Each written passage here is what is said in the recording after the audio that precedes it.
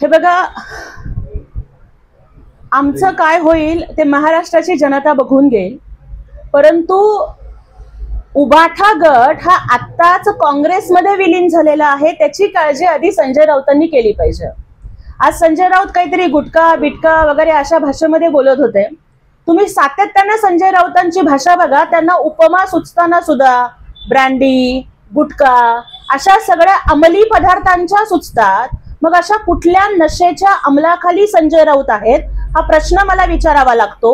आणि तुमच्या माध्यमातून अत्यंत जबाबदारीने मी महाराष्ट्राला सांगू इच्छिते की संजय राऊत हे मक्कार आहेत आणि ही मक्कारी त्यांच्या नसानसामध्ये ना गांजासारखी भिनलेली आहे. त्यामुळेच महाराष्ट्राला प्रश्न पडतो की हा नक्की संजय राऊत आहे का गांजा राऊत आहे.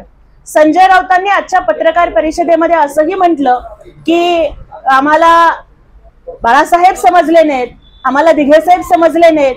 अहो, एकनाथजी शिंदे साहेबांना आनंद दिघेसाहेब समजले, बाळासाहेब समजले, म्हणूनच त्यांनी हिंदू हृदय सम्राट बाळासाहेब ठाकरेंच्या विचाराची शिवसेना वाचवली. मला सांगा की संजय राऊत ज्या काँग्रेसला बाळासाहेबांनी आयुष्यभर शिव्या दिल्या त्या काँग्रेस बरोबर तुम्ही घरोबा करताय, त्या काँग्रेसची तुम्ही भांडी घासताय.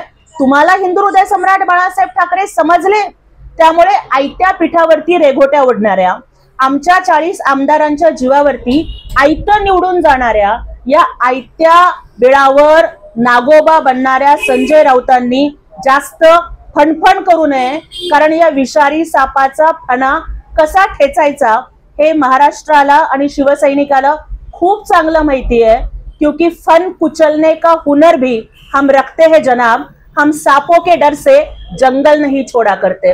कारण आम्हाला तुकाराम महाराजांनी शिकवलंय की भले तरी देऊ कासेची लंगोटी, नाठाळाचे माथी हाणू काठी. त्यामुळे संजय राऊतासारख्या नाठाळाला आणि खटाळ्याला वठणीवरती कसं आणायचं हे शिवसेनेला खूप चांगलं माहिती आहे.